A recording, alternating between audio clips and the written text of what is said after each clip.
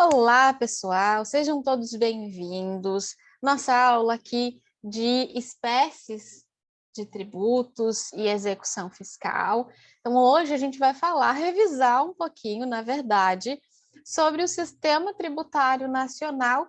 Vamos relembrar as espécies tributárias de forma geral, tá? Na última aula, nós falamos ali da parte introdutória do direito tributário, falamos um pouquinho sobre a competência tributária, qual que é quem possui competência legislativa tributária, quem possui a competência para instituir tributos.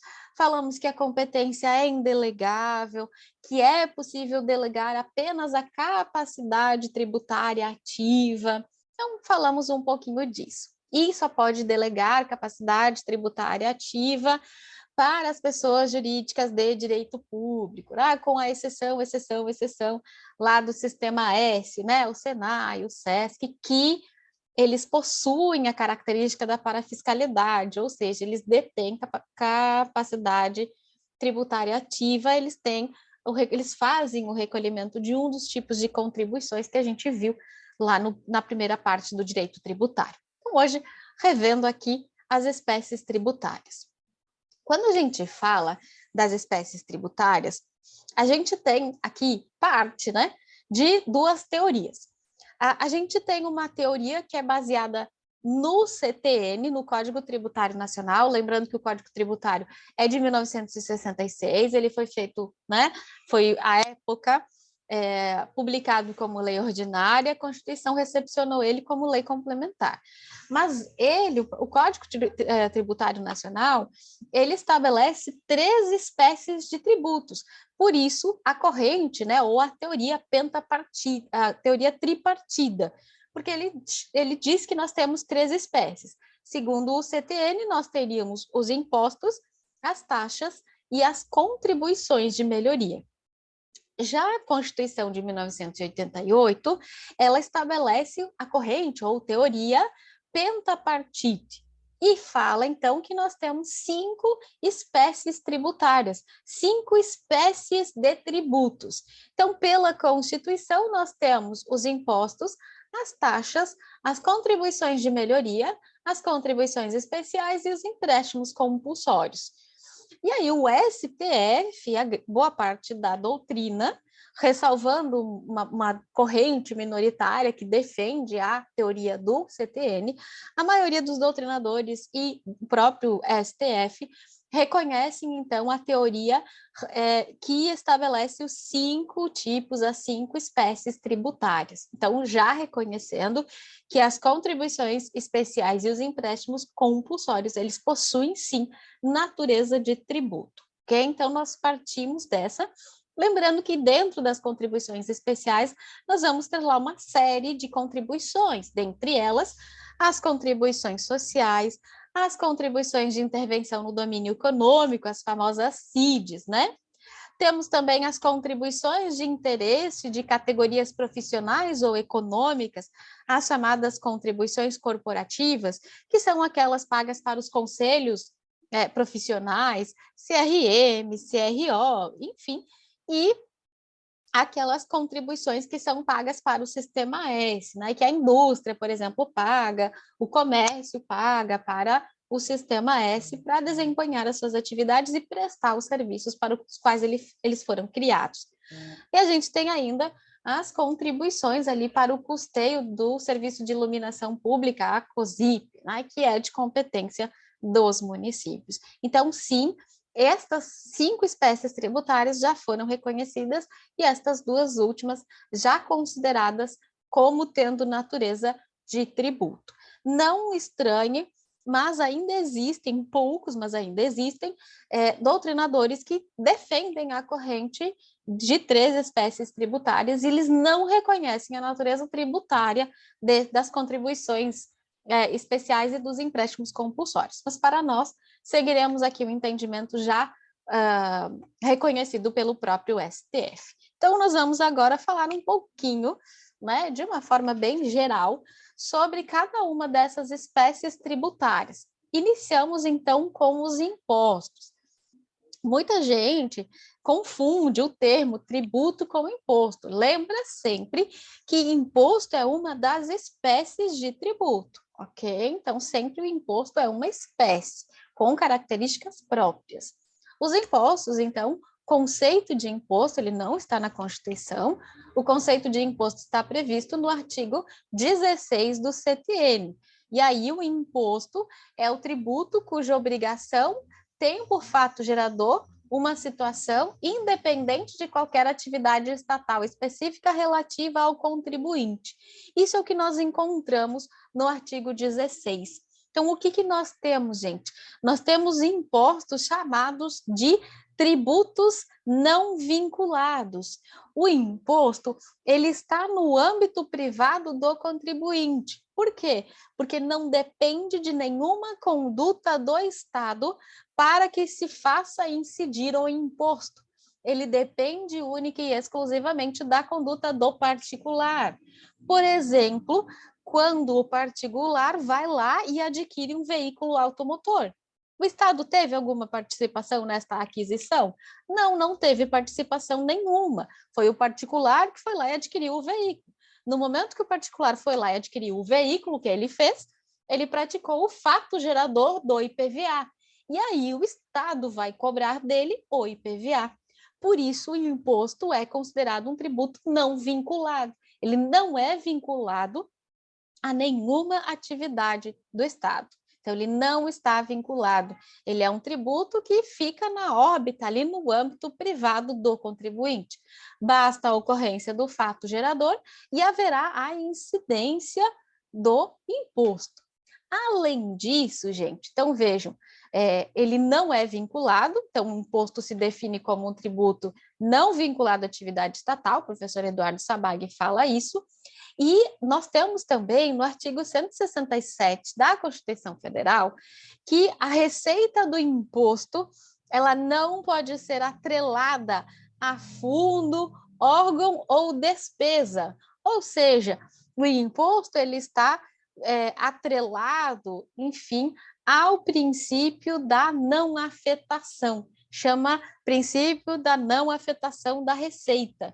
Eu não posso pegar e vincular a receita ou o que eu recebi, ou o que eu arrecadei com os impostos, eu não posso vincular esse valor arrecadado a um órgão, fundo ou despesas, exceto as próprias situações que o artigo 167, inciso 4, inciso 4, perdão, estabelece. Então, só nos casos específicos lá, nas ressalvas específicas do inciso 4 do artigo 167.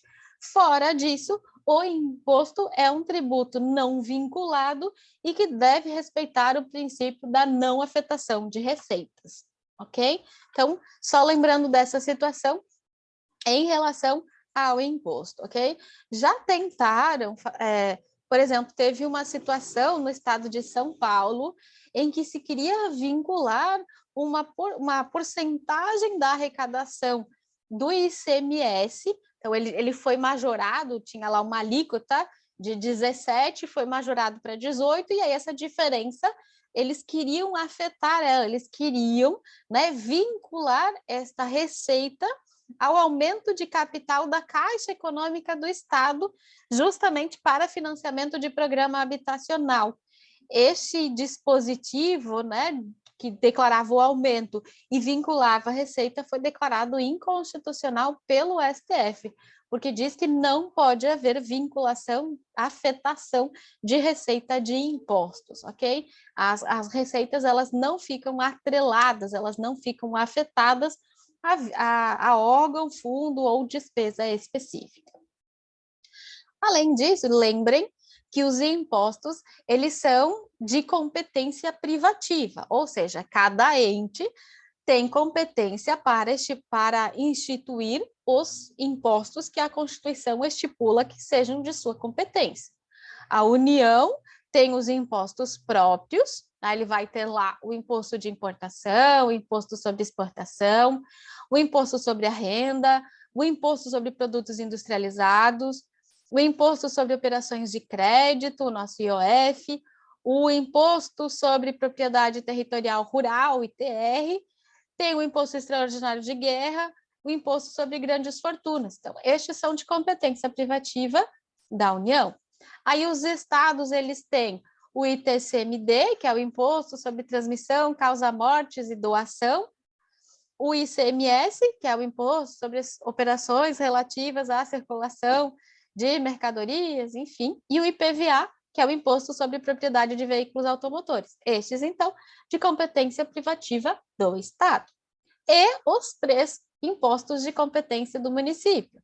O IPTU, Imposto sobre Propriedade Territorial Urbana, o ITBI, que é o Imposto sobre Transmissão Intervivos, e o SS, Imposto sobre Serviços de Qualquer Natureza. Então, não esqueçam que os impostos, efetivamente, eles são de competência privativa de cada ente. O município não pode instituir e cobrar um imposto referente, não pode instituir um imposto que é de competência do Estado, ok? Eu tinha dito cobrar, mas a Constituição autoriza, por exemplo, que a União delegue capacidade tributária ativa ao município para a arrecadação do ITR. A gente vai falar disso quando falar do ITR, mas já adiantando aqui o fato, já que eu mencionei cobrar. Cobrar, a União pode delegar para o município, então, capacidade tributária ativa.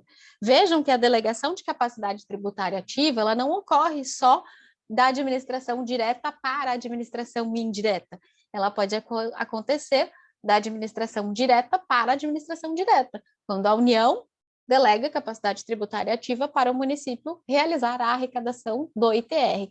E neste caso, gente, é interessante porque, de acordo com a repartição das receitas tributárias, o ITR 50% fica para o município e 50% para a União.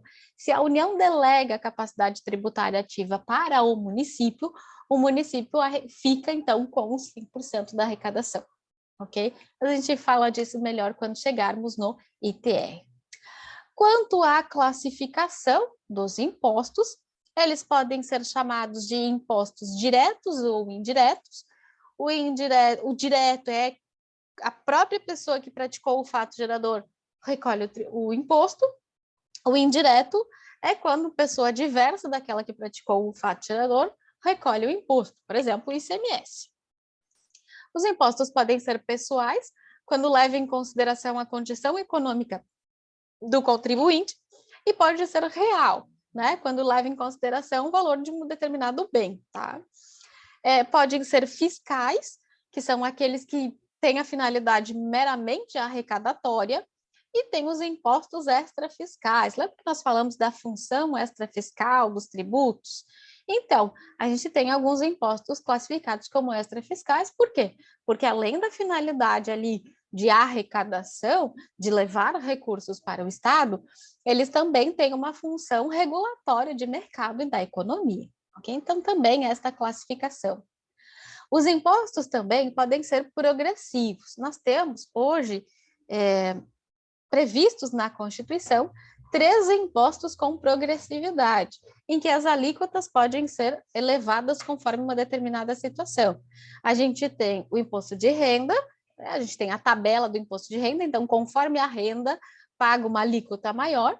A gente tem o ITR e o IPTU. Então, tanto o ITR quanto o IPTU podem ser progressivos. Então, a gente tem a progressividade, a gente fala também mais especificamente quando falarmos do IPTU e do ITR.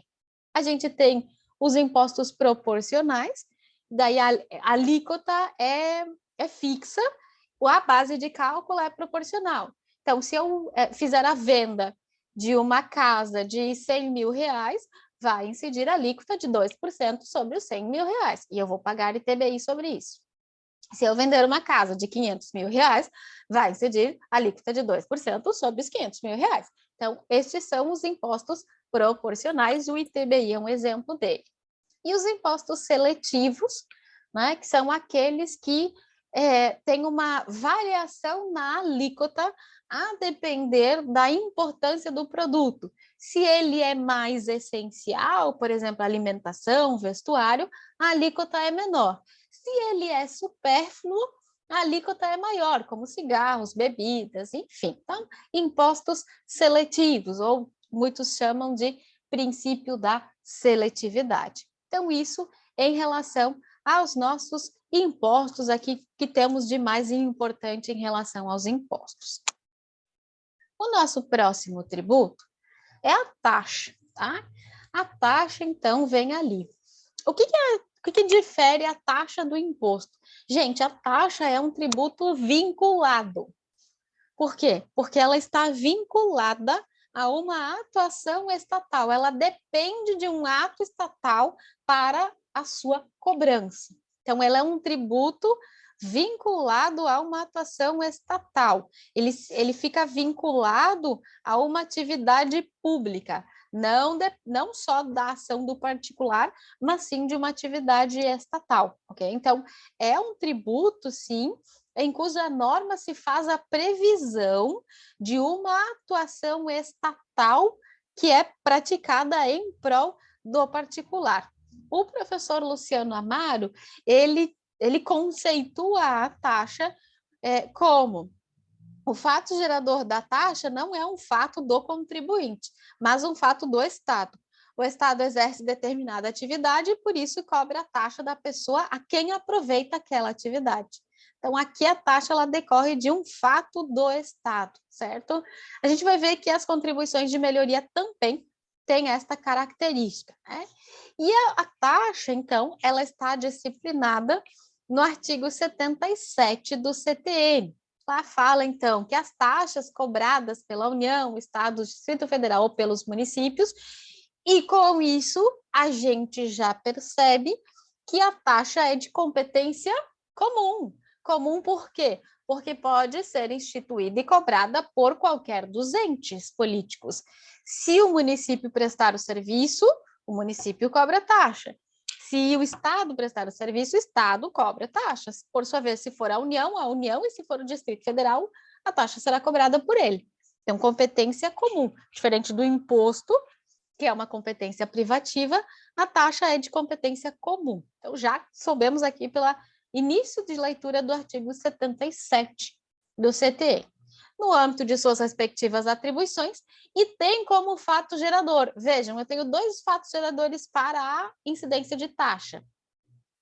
O exercício regular do poder de polícia, este é o primeiro. Então, eu posso fazer incidir taxa, eu, Estado, posso cobrar taxa quando houver exercício do poder de polícia, ou então, segundo fato gerador, a utilização efetiva ou potencial, então posso usar ou não, de serviço público específico e divisível. Tem que é a característica, ele tem que ser específico e divisível, prestado ao contribuinte, ok? Ou posto à sua disposição, certo? Então, ou posto à sua disposição. Então, o conceito aqui, o serviço tem que ser público, específico e divisível, prestado ao contribuinte ou posto à sua disposição, tá? Para ter, então, a situação do serviço público. A primeira taxa é a taxa de polícia, ou também chamada de taxa de fiscalização. Ela é exigida em virtude dos atos de polícia realizados pela administração pública, que pode ocorrer pelos mais diversos órgãos ou entidades fiscalizadoras, tá? Então, a taxa de polícia, ela é cobrada em razão de uma atividade do Estado. O Estado pratica uma atividade, ele verifica o cumprimento de exigências legais e concede lá e pratica uma atividade, ou concede uma licença, uma autorização, um alvará. E aí, por conta disso, ele cobra, então, a taxa, ok? Então, ele cobra a taxa. E o artigo 78 do CTN é o que vai me trazer o conceito da taxa de polícia ou fiscalização. Então, lá vai vir o conceito da taxa em virtude da fiscalização do poder de polícia. Uma questão aqui na taxa de polícia ou taxa de fiscalização que a gente tem que observar é porque, olha só o que diz aqui. Tem como fato gerador o exercício regular do poder de polícia. E aí vem a dúvida sobre a abrangência da expressão exercício regular, porque se eu for, né, buscar o conceito, o exercício regular, ele vai significar o policiamento efetivo e concreto, ou uma atividade fiscalizatória em condições de ser concretizável. Seria isso. Só que quando chegou para o STF se manifestar, o STF ele acabou dando um sentido, né, menos literal a essa expressão. E o STF diz que o simples fato de existir um órgão estruturado e em efetivo funcionamento viabiliza a exigência da taxa de polícia ou taxa de fiscalização. Então, vence, o STF entende que se torna desnecessário que o contribuinte tenha sofrido concretamente a fiscalização e que a taxa de polícia ela é válida ainda que o contribuinte tenha os próprios meios de se policiar. Tá? Então, acaba bastando para a cobrança da taxa de polícia a existência de órgão e estrutura competentes para o respectivo exercício da fiscalização, ok? Então, é possível, nesse sentido ali, a cobrança da taxa de polícia, mesmo que tenha na lei o exercício regular, o STF deu interpretação aqui ampla a esse exercício, dizendo que a existência do órgão estruturado em funcionamento autoriza a cobrança da taxa. A segunda taxa é a taxa de serviço ou utilização, mas é a taxa pela prestação de um serviço público, ok? E aí nós encontramos lá no artigo 79. E aí diz lá, serviços públicos, e aí diz o seguinte, específicos e divisíveis.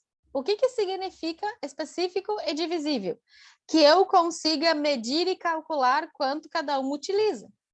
Se você vai lá pedir um alvará, eu consigo medir e calcular, porque é para você. Quando você só pede lá uma licença, eu consigo medir e calcular, né, o quanto você vai utilizar para esta licença. Então, ele tem que ser específico e divisível. Específico é singular, o que eles chamam de bens uti-singuli, aquele em que eu posso destacar em unidades autônomas de utilização. É onde eu consigo identificar o sujeito passivo, eu consigo discriminar o usuário, eu sei quem vai usar naquele serviço. E divisível é a possibilidade de individualização. Então, é aquele que eu consigo dividir e calcular.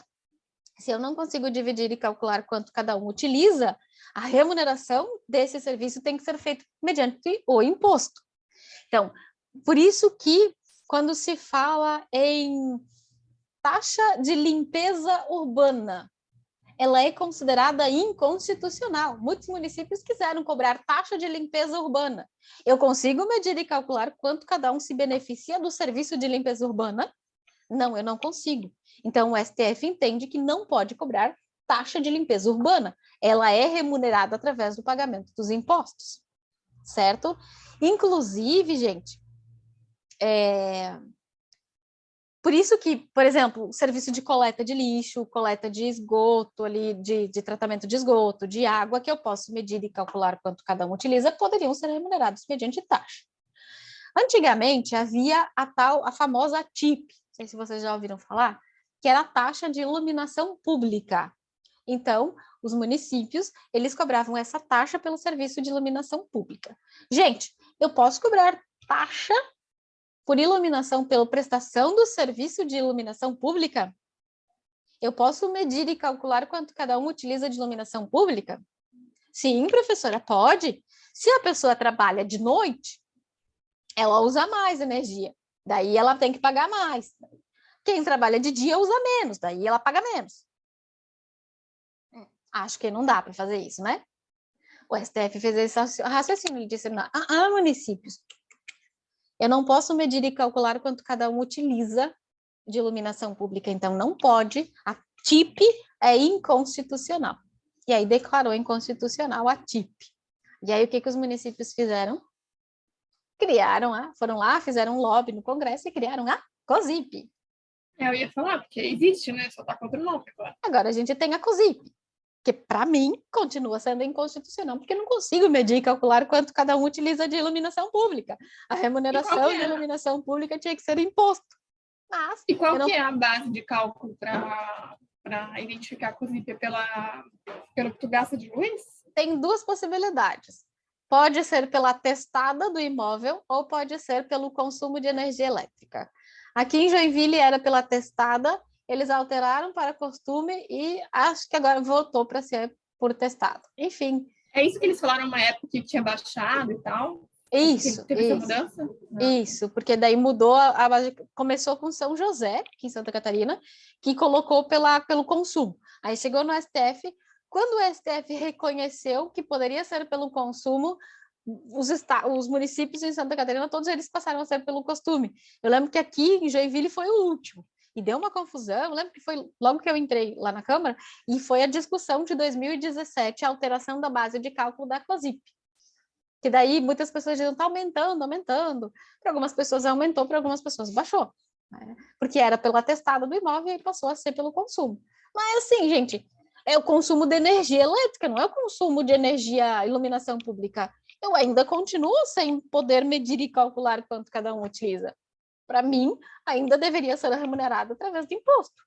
Mas agora eu não posso dizer que é inconstitucional, porque ela está prevista lá no artigo 149-A da Constituição. Resolvido o problema, né? A gente põe na Constituição e aí o STF não pode mais dizer que é inconstitucional. Então, hoje nós temos a COSIP, mas a TIP, né?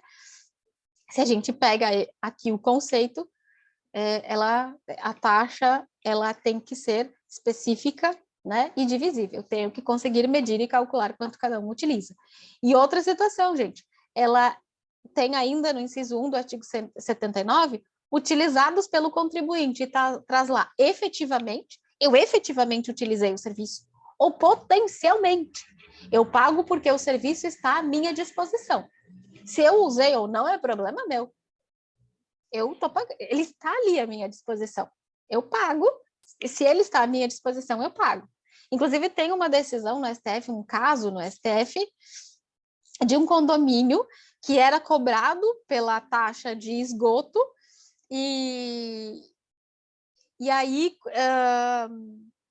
o condomínio ele tinha esgotamento próprio, enfim, uma coisa assim, e não chegava a rede de esgoto para aquele condomínio, pelo município. E ele entrou na justiça dizendo que não havia nem uso efetivo e nem uso potencial, porque o serviço não estava à disposição dele. E a STF disse, não está à disposição, então não tem que pagar. Agora, se está ali à minha disposição e eu não uso, aí é outra história.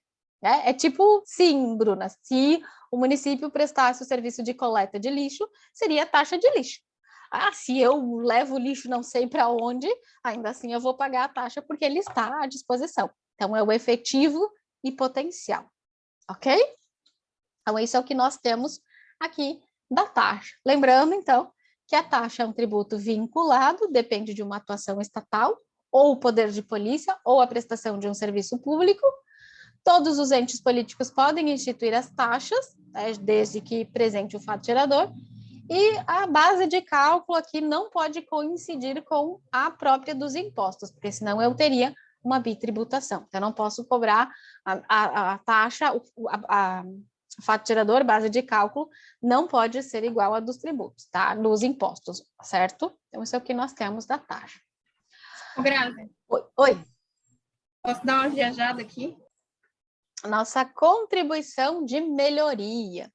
Gente, a contribuição de melhoria, a exemplo da taxa, ela é um tributo vinculado e é um tributo de competência comum.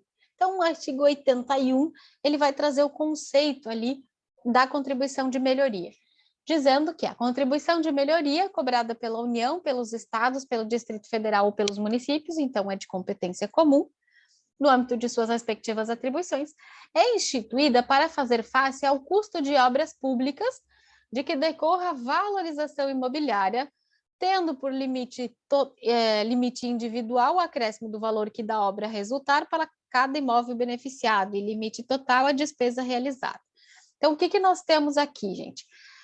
Igual a taxa, a contribuição de melhoria é de competência comum, todos os entes podem instituir, né, dentro da sua competência, né, depender de quem vai realizar a obra pública, e é um tributo vinculado, porque ele depende de uma atuação do Estado, ou seja, ele depende de a realização de uma obra pública, ok? Então, a contribuição de melhoria, ela vai ser instituída quando houver vejam, tenho 2 requisitos para poder instituir contribuição de melhoria: a obra pública e a valorização do bem imóvel, ok? Então, sempre para fazer a instituição de contribuição de melhoria, deve haver uma obra pública e a valorização do imóvel. E aí, neste caso, se faz a instituição da contribuição de melhoria para evitar o enriquecimento ilícito do particular. Então, a contribuição de melhoria, ela vem fundamentada na ideia de que se deve indenizar o Estado por uma vantagem econômica especial, mesmo que ele não tenha ali se manifestado, mesmo que ele não tenha dito que não queria. Foi realizada uma obra pública, dessa obra pública realizada ocorreu uma valorização imobiliária, aí pode haver a instituição cobrança da contribuição de melhoria, tá, gente? Sempre obra pública, a direta relação entre obra pública e valorização imobiliária, ok? Então, sempre cuida, a melhoria tem que originar uma valorização, certo? Se não tem isso, eu não tenho possibilidade de instituição da contribuição de melhoria. E aí, lá no artigo 2º do Decreto-Lei 195 de 1967, tem lá a previsão, então, das situações, tem um rol ali exemplificativo de situações que podem ensejar a instituição da contribuição de melhoria. Só vou, assim, em resumo, ler 1, 2 para vocês aqui terem uma ideia, mas tem várias, depois vocês deem uma olhadinha. Olha lá, o que pode ensejar a contribuição de melhoria? Abertura, alargamento, pavimentação, iluminação, arborização, esgotos pluviais e outros melhoramentos de praças e vias públicas. Construção e ampliação de parques, campos de desportos, pontes, túneis e viadutos. Construção e ampliação de sistemas de trânsito rápido, inclusive todas as obras e edificações necessárias ao funcionamento do sistema. E aí tem outras situações. Artigo 2º do Decreto-Lei 195 de 67, tá? Então, aqui tem um rol, né? Várias situações que poderão ensejar a cobrança de contribuição de melhoria. E é uma obra pública permanente e não temporária que tenha gerado ali uma valorização imobiliária. Então, eu tenho aqui, de novo, um tributo vinculado à realização desta obra pública e que gere uma valorização. Portanto, a instituição da contribuição de melhoria só pode ocorrer após a obra, né? Após a conclusão da obra. Eu só vou saber quanto valorizou após a construção da obra. E aí a grande questão que surge e que cai em prova, e OAB, enfim, é se o asfaltamento, ele é considerado, pelo asfaltamento, eu posso cobrar contribuição de melhoria. Se eu tenho o primeiro asfaltamento, eu posso cobrar contribuição de melhoria. Você faz o asfalto, tem valorização imobiliária, pode instituir contribuição de melhoria. E o recapeamento asfáltico? Aí esse não pode. O recapeamento asfáltico não gera valorização imobiliária, portanto, não pode ter remuneração por meio de contribuição de melhoria. Então, cuidem, porque às vezes cai essa. Eu vi uma última prova, uma das últimas provas caiu. Se recapeamento asfáltico poderia incidir contribuição de melhoria, e não pode. O que acontece, gente? Para a instituição da contribuição de melhoria, o município tem que preencher uma série de requisitos, que está disciplinado lá no artigo 82 do CTM. E aí tem lá os requisitos mínimos. Tem que publicar memorial descritivo, orçamento, o custo da obra, delimitar a zona beneficiada, muitas vezes, os municípios deixam de cobrar a contribuição de melhoria diante dessa série de requisitos do trabalho que tem que ser realizado para a sua instituição, né? Então, muitas vezes não cobra. Mas, se houver obra pública e valorização do imóvel, pode cobrar. Qual é a questão aqui? A questão é isso daqui, ó. Eu tenho dois limites. Viram ali? Tenho dois limites. Primeiro que a base de cálculo é a valorização, tá? Não é o valor total do imóvel. Digamos que antes da obra o meu imóvel valia 100 mil. Depois da obra ele vale 150. Qual que vai ser a base de cálculo? Os 50 mil. Aí sobre ele, né, vai incidir a alíquota, eu vou pagar a contribuição de melhoria. E eu tenho dois limites.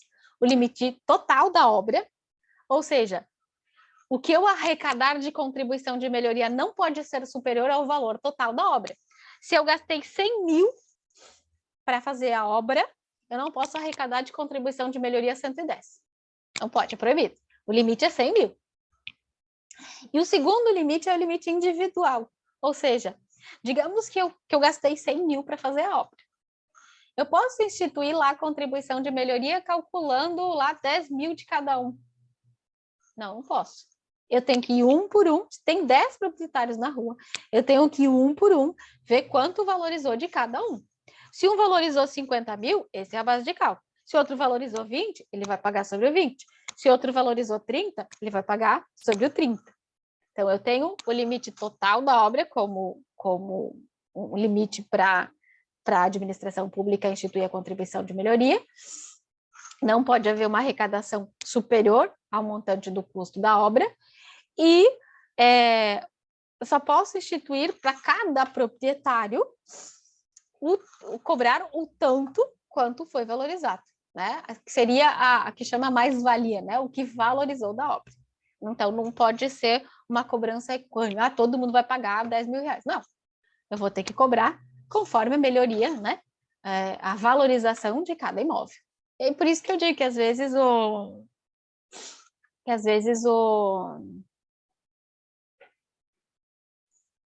município não faz por conta dessa dificuldade. Enfim, o Estado melhor, né? Porque daí ele não teve gasto, se ele consegue fazer a contribuição de melhoria para o interesse público, é ótimo, é ótimo. Ele consegue, com isso, bancar o custo da obra. Não é. Eu não tenho... Não é. Porque por que não é bitributação? Porque o fato gerador é diferente. O meu fato gerador da contribuição de melhoria é obra pública e valorização imobiliária. Teve uma obra que gerou uma valorização imobiliária. E aí eu pago porque o Estado investiu e eu tive um benefício. Então, o fato gerador é diferente. Daí eu não tenho a bitributação. Aí depois eu vou fazer o pagamento de IPTU pela propriedade do imóvel. E é diferente. E a contribuição de melhoria eu cobro uma vez só, tá? Eu não vou cobrar todo ano. Só vou cobrar aquela vez ali por a... Ok? Então, contribuição de melhoria, ok. Nosso próximo tributo são os empréstimos compulsórios. Já no início falei para vocês, né, sobre as teorias, e aí a que segue o CTN não considera empréstimo compulsório um tributo.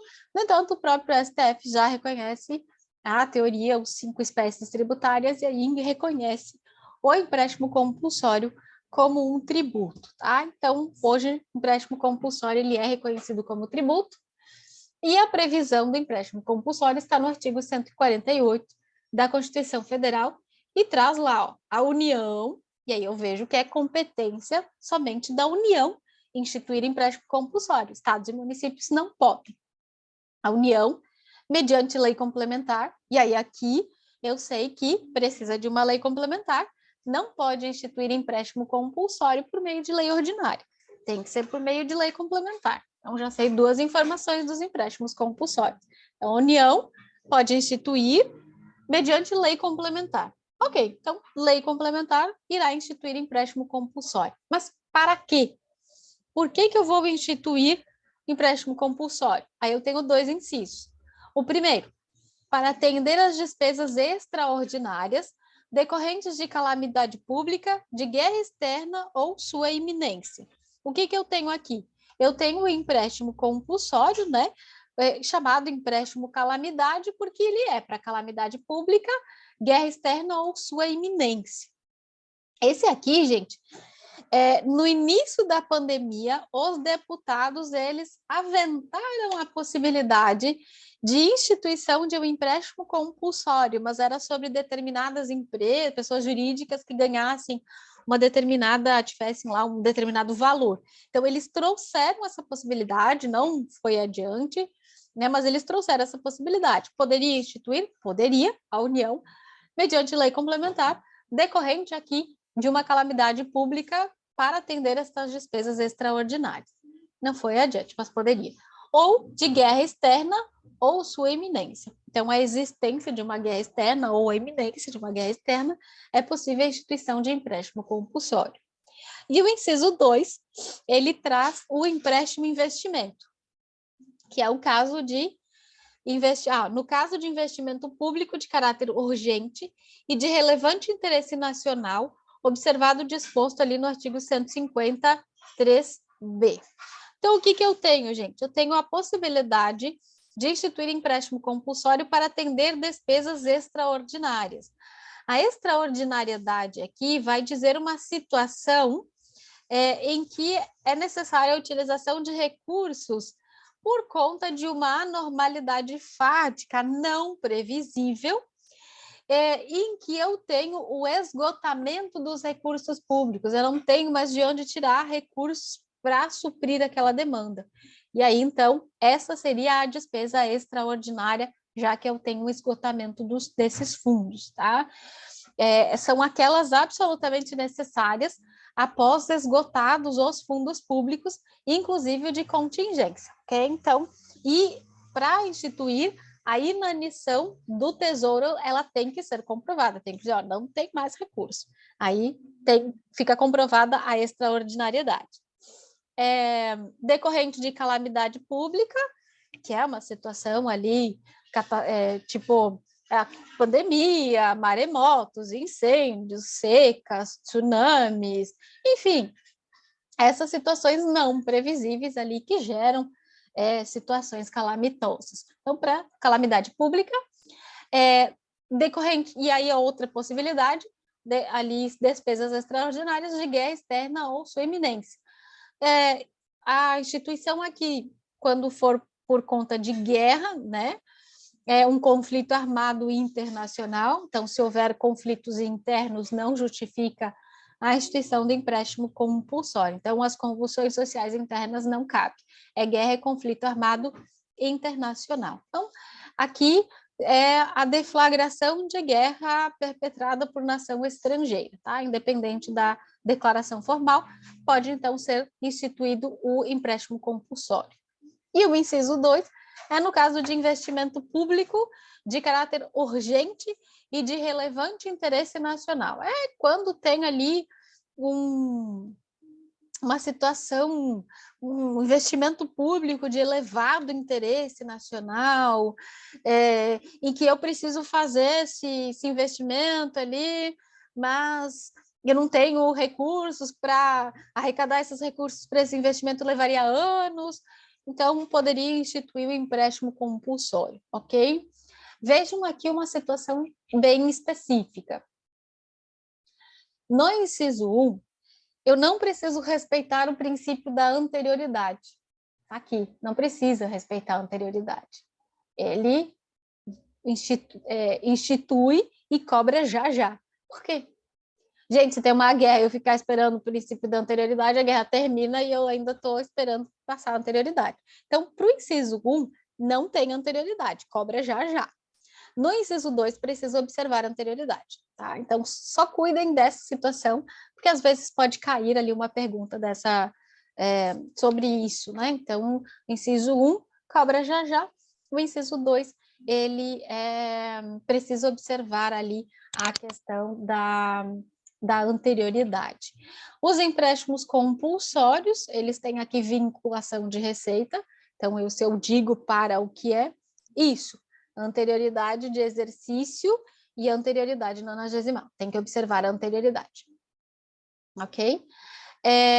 Aí aqui fala-se, a receita ela é vinculada, porque eu vou, né, eu pego ela para uma finalidade específica, então tenho a vinculação de receita e não se admite a predestinação, que é o desvio da finalidade, tá? Se eu digo que eu preciso do empréstimo compulsório para aquela finalidade, é para aquela que eu tenho que usar o dinheiro, certo? Então não pode haver uma alteração ali na finalidade. E como ele é um empréstimo, né, o nome está dizendo, ele é um empréstimo, ele é compulsório, mas ele é um empréstimo, ao final desse período que eu utilizei ali para o que eu precisava do empréstimo, ele vem desse período, daí é feita a devolução dos valores, ok? Então, o contribuinte recebe a devolução desses valores, já que foi um empréstimo. Então, esse é o nosso empréstimo compulsório, ok? Por fim, nós temos as contribuições. As contribuições, gente, estão lá no artigo 149 da Constituição. A gente entende, compete exclusivamente à União instituir contribuições sociais. Então, são aquelas, tem as sociais gerais e tem as da Seguridade Social, do artigo 195 da Constituição, de intervenção no domínio econômico, as famosas CIDs, e as de interesses de categorias profissionais ou econômicas, ok? Então, observado ali o disposto no artigo 146, 3. Sim, Adriane, voltando só para o empréstimo compulsório para responder a pergunta da Adriane, ao final é devolvido o valor do empréstimo, tá? Com correção, tudo isso, ó, com os acréscimos legais, ele é restituído porque ele é um empréstimo. Aqui, então, né, a gente tem as contribuições, elas vão observar, né, a instituição, né, os artigos 146, 150, né, deve observar o princípio da anterioridade, com algumas exceções previstas na própria lei, ok? Então, tem as contribuições especiais. Estas do 149 são as de competência exclusiva da União, então só a União pode instituir. No 149, parágrafo 1º, a gente tem a possibilidade da instituição de contribuições dos seus servidores, tanto da União, dos Estados, Distrito Federal e municípios, mas dos próprios servidores.